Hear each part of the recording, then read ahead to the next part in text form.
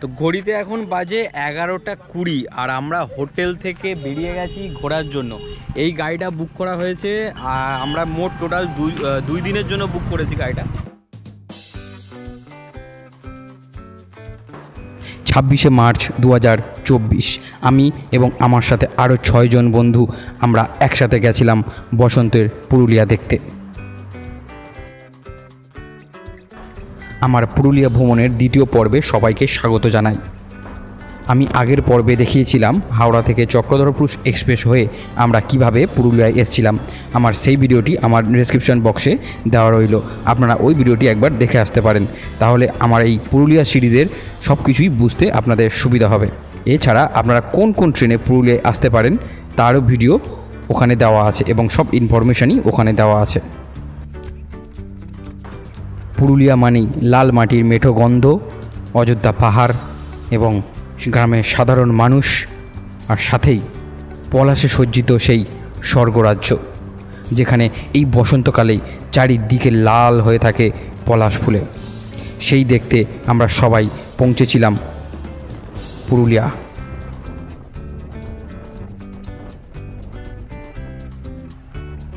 এই মুহূর্তে এখন যেখানে আমি দাঁড়িয়ে আছি সেই জায়গাটা অপূর্ব সুন্দর। তো এই হলো বসন্তের পুরুলিয়া।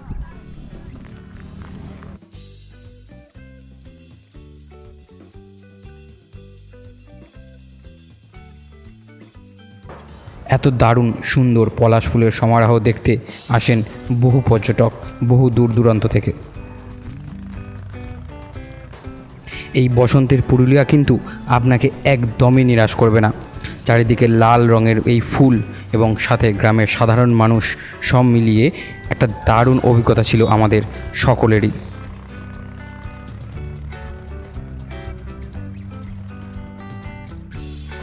পলাশ ফুলের বাগানকে আমরা ক্যামেরাবন্দি করেই দুপুরের লাঞ্চটি সেরে নিয়েছিলাম একটি রেস্টুরেন্ট থেকে।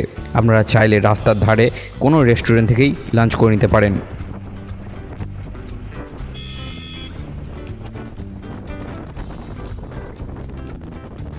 আঁকামাকা রাস্তা এবং পাহাড়ের উঁকিঝুঁকি আর রাস্তার পাশেই একটা বিশাল বড় আখের ক্ষেত দেখতে দেখতে আমরা এগিয়ে চললাম অযোধ্যা পাহাড়ের দিকে।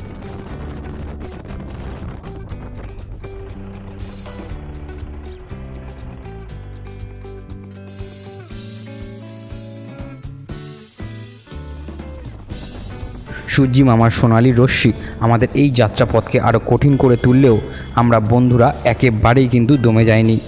অনেক আনন্দের সাথে পৌঁছে গেছিলাম এস টার্নিং পয়েন্টের দিকে।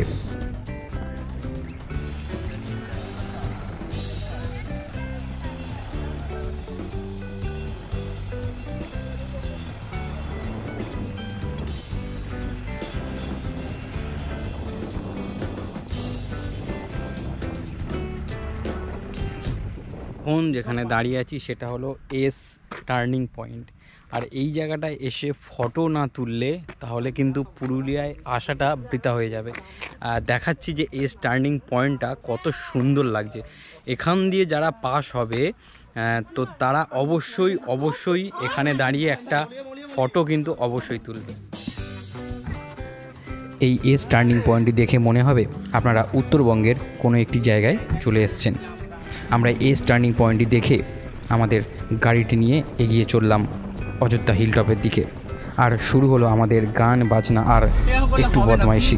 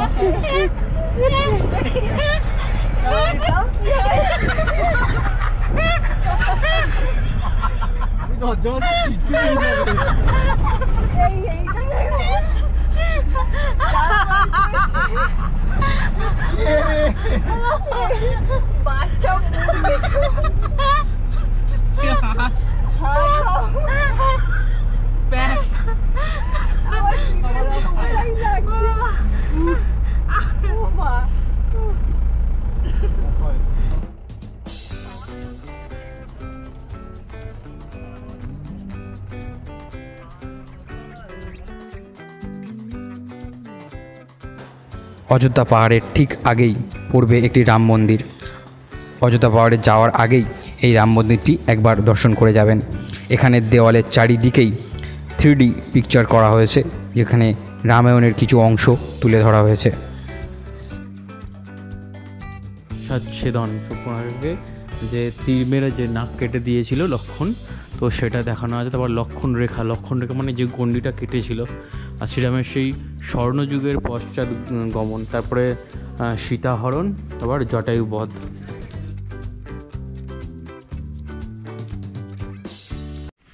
রাম মন্দির দেখেই একটু এগিয়ে আসলে পড়বে ময়ূর পাহাড়, আর সেই ময়ূর পাহাড়ে একটু ট্রেকিং করে উঠতে হবে, খুব বেশি উঁচু না, তবে হ্যাঁ একটু উঁচু, একটু ওপরে উঠতে হবে, ওই ওপর দিয়ে সিঁড়ি দিয়ে ওপরে উঠতে হবে, এই সিঁড়ি দিয়ে। বাচ্চারা এখানে পলাশ ফুলের মালা বিক্রি করে, যে মালা কিনে সবাই এদেরও হেল্প করে, নিজেরাও আনন্দিত হয়।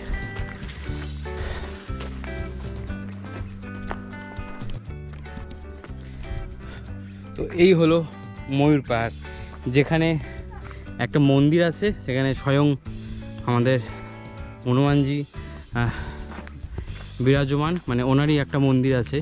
উপরে আছে একটা টাওয়ার, যেখান থেকেই চারিদিকটাকে ভালো করে দেখানো যায়, ভালো করে দেখতে পাওয়া যায়। আমি যতটা সম্ভব আমি দেখাচ্ছি, আমি আর টাওয়ারে উঠছি না। তো ময়ূর পাহাড়ের চারিদিকে এই রকম সিনারি।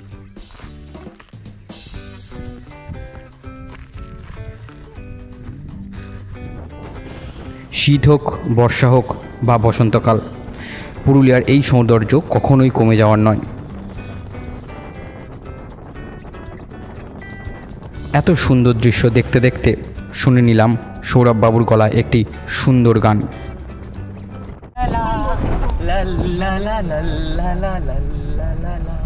এই পথ যদি না শেষ হয় তবে কেমন হতো তুমি বলো তো, যদি পৃথিবীটা স্বপ্নের দেশ হয় তবে কেমন হতো তুমি বলো তো। একবার তুমি বলো না, তুমি বলো বাবা। এরকম আছে তো, সেই তারপর সেই কে বলবে। গান, হাসি, ঠাট্টা আর এই মজাদার ট্রিপে আমাদের পরবর্তী গন্তব্য ছিল মার্বেল লেক।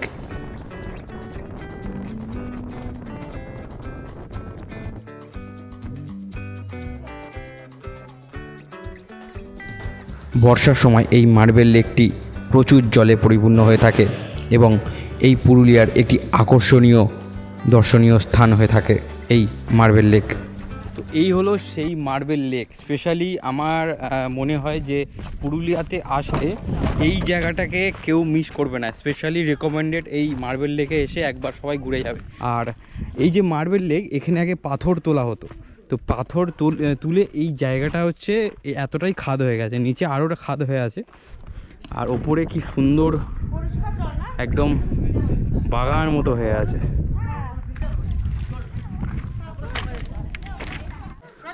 অমিত, মৌলি ওরা ওখানে দাঁড়িয়ে আছে, ওখানে দাঁড়িয়ে ওখান থেকে ওরা ফটো তো বা ভিডিও ওখান থেকে নিচ্ছে।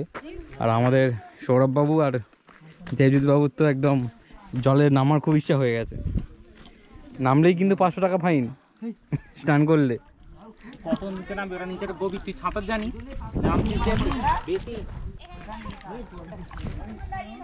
জলটা ঠান্ডা না খুব? এখানকার লোকাল মানুষ প্রকৃতির সাহায্য নিয়ে, অর্থাৎ শুকনো পাতা দিয়ে ছাউনি তৈরি করেছে, যার মধ্যে কিছুক্ষণ দাঁড়িয়ে রেস্ট নিয়ে নিতে পারেন, এবং সাথে আছে আখের রস, লেবুর জল, শসা আর ছোলাও খেয়ে নিতে পারেন।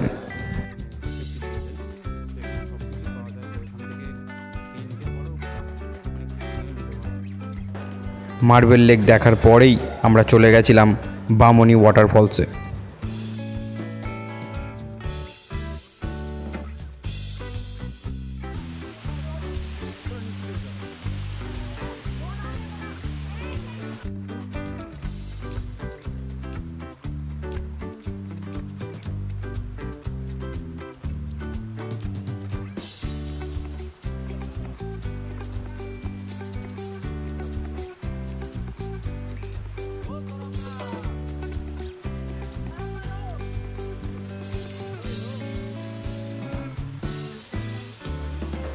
পুরুলিয়ার সব থেকে সুন্দর ওয়াটারফলসগুলির মধ্যে একটি এই বামনি ওয়াটারফলস, যেখানে প্রচুর মানুষ, প্রচুর পর্যটক ভিড় করেন এবং এখানে এই গরমে কিছু পর্যটক স্নানও সেরে ফেলেন। হ্যাঁ, কেমন লাগলো বামনি ওয়াটারফল? অসাধারণ লেগেছে, অসাধারণ। তোমার কেমন লাগলো? দারুণ, জাস্ট এক কথায় মানে অসাধারণ। মানে আমরা ও লাভলি। খুব ইজিভাবে তো হাসতে খেলতে নেমে আসলাম, এইবারে ওঠাটা মেন। না ওটা ওই মাইন্ডে ডাইভার্ট করলেই হয়ে যাবে। তাহলে তুমি গুনো, অবশ্যই চলো শুরু করো। 1, না এখান একটা স্টেপ কাউন্ট করি। এই তো 1, 1 2 3 4 5 6। তো এখন অমিতের কথা হচ্ছে যে সিঁড়ি দিয়ে ওঠার সময় যদি আমরা যে কটা সিঁড়ি বা কটা পা আমরা ফেলছি সেটা যদি কাউন্ট করে উঠি, সেক্ষেত্রে কী হবে, আমাদের মাইন্ডটা ডাইভার্ট হয়ে যাবে ওই কাউন্টের দিকে। তো সেই জন্যে কষ্টটা একটু কম হবে, আর পারলে গল্প করে করে চলো। কিন্তু আনন্দে আমরা অত নিচে, এখান থেকে নিচে নামলাম এই দিকে, আর সেই আনন্দ এখন ওঠার সময় আর নেই। ঝর্ণাটা সুন্দর ছিল, সত্যিই সুন্দর, অনেকে স্নান করছে ওখানে, কিন্তু উঠতে সত্যি কষ্টকর।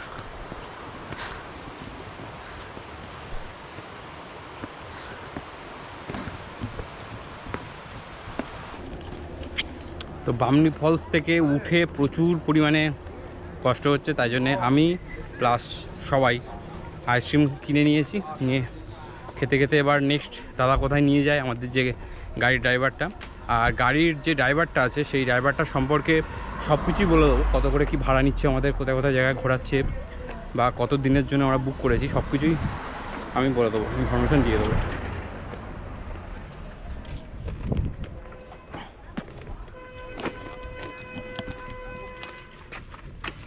দাদা এরপর আমরা কোথায় যাচ্ছি? দুর্গা ফলস। বাহ, তো এরপর আমরা যাচ্ছি দুর্গা ফলস। দুর্গা ফলস।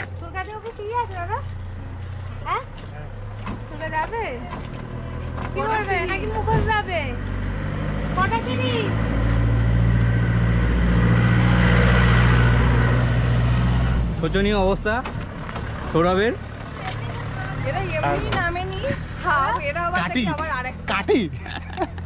কাটি দিচ্ছে। লোকের ভিড় ছিল, এটা দেখে যাই না।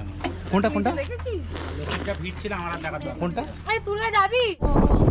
নদীর মতো গতিহারা এই জীবন ছিল, নদীর মতো গতিহারা দিশাহারা। ও তোমার আকাশ দুটি চোখে আমি হয়ে গেছি তারা। আগে ছিল শুধু পরিচয়, পরে হলো মন বিনিময়। শুভ লগ্নে হয়ে গেল শুভ পরিণয়, শুভ লগ্নে হয়ে গেল শুভ পরিণয়। আজ যখনই দেখি জানি তুমি দেবে সাড়া। এই জীবন ছিল নদীর মতো গতিহারা দিশাহারা। ও গো তোমার আকাশ দুটি চোখে আমি হয়ে গেছি তারা। ও আমি হয়ে গেছি তারা। ফলস এই দিক থেকে নামে, বামনি ফলস থেকে ঠিক নামার মুখেই মানে একটুখানি এগিয়ে জাস্ট পড়বে কি তুর্গা ওয়াটারফল না, তুর্গা ওয়াটারফলস। তো ওই হচ্ছে তুর্গা ওয়াটারফলস, আর এই যে রাস্তাটা যাচ্ছে এখান থেকে নিচে নেমে ওই ওখানে যেতে হবে। তো আমরা আর যাচ্ছি না, কারণ আমাদের প্ল্যান আছে মুখোশগ্রামে যাওয়ার জন্য। যেহেতু বামনি ফলস আমরা ঘুরে এসেছি, তাই আমরা আর যাচ্ছি না যে তুর্গা ওয়াটারফলস দেখতে। এই দূর থেকেই দেখিয়ে দিলাম, তোমরা যারা যেতে চাও তারা যেতে পারো, কোনো অসুবিধা নেই। আর এখান থেকেই আসতে হয়েছিল বামনি ওয়াটারফলস, আর এই ঠিক এটার পাশেই পড়বে তুর্গা ওয়াটারফলস।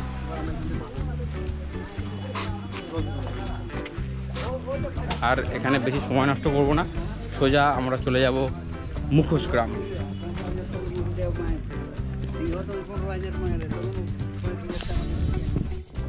তো বন্ধুরা, আজকের ভিডিওটি আমি আর বড় করলাম না। বামুনি ওয়াটারফলস দেখার পর আমরা গেছিলাম তুর্ক ওয়াটারফলস দেখতে, আর সেখান থেকেই গেছিলাম পুরুলিয়ার অন্যতম একটি গ্রাম মুখোশ গ্রামে, যার ভিডিও আমি পরবর্তী পর্বে অবশ্যই নিয়ে আসব। আজকের ভিডিওটি এইটুকুই, আর পরবর্তী ভিডিওতে থাকছে মুখোশ গ্রাম সাথে লোয়ার ড্যাম এবং আপার ড্যামের সেই ঘোরার অভিজ্ঞতাও। দেখতে থাকুন, ভালো থাকুন, সুস্থ থাকুন। আসছি পরের ভিডিও নিয়ে।